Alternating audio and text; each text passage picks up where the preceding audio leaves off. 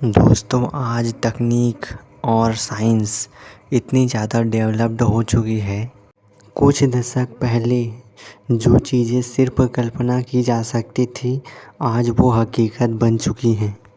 इंसान के हाथों में अब इतनी ताकत है कि वो आसमान में उड़ सकता है। मानव अब धरती से बाहर निकलकर दूसरे ग्रहों में भी जाने की तैयारी में लगे हैं। लेकिन विज्ञान और तकनीकी विकास के इस दौर में भी कुछ सवाल ऐसे हैं जिनका जवाब आज तक न तो साइंस के पास है, न ही तकनीक के पास। तो चलिए जानते हैं कि कौन से हैं वो सवाल। पहला सवाल है कि आखिर इंसान सपना क्यों देखते हैं। वैज्ञानिक और स्लीप एक्सपर्ट रिसर्च कर चुके हैं और ये जान चुके हैं कि इंसान सपना देखते हुए कैसे रिएक्ट करते हैं, लेकिन ये आज तक पता नहीं लगा पाए हैं कि इंसान आखिर सपना क्यों देखते हैं। आज के समय में भी साइंस यह भी पता नहीं लगा पाए हैं कि कैंसर का इलाज कैसे किया जाए।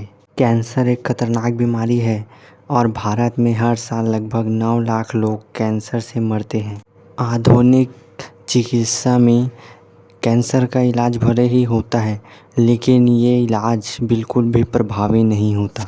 इसके बाद एक सवाल है कि क्या हम इस ब्रह्मांड में अकेले हैं। ये सवाल काफ़ी लंबे समय से उठाया जाता रहा है, लेकिन इसका एक ठोस जवाब कि क्या इस ब्रह्मांड में एलियन भी हैं या नहीं, इसका जवाब साइंस नहीं दे पाया है। ब्रह्मांड में कितनी स्पीसीज़ यानी कि कितनी प्रजातियों के जीव जंतु पाए जाते हैं, यह भी एक काफ़ी पुराना सवाल रहा है। धरती पर लाखों करोड़ों की संख्या में जीव जातियाँ पाई जाती हैं, लेकिन कितनी प्रजातियाँ पाई जाती हैं, इसका सटीक जवाब साइंस ने नहीं दिया है। और आए दिन कोई ना कोई नई प्रजाति धरती पर खोजी जाती है। धरती पर आखिर जीवन की शुरुआत कैसे हुई, कब हुई, इसका जवाब साइंटिस्ट अपनी अलग अलग थ्योरीज़ के ज़रिए देते हैं, लेकिन इन थ्योरी में कौन सी थ्योरी सच्ची है और इनमें कितनी सच्चाई है, ये किसी को नहीं पता। अर्थात इसका भी सीधा और सटीक जवाब साइंस के पास नहीं है।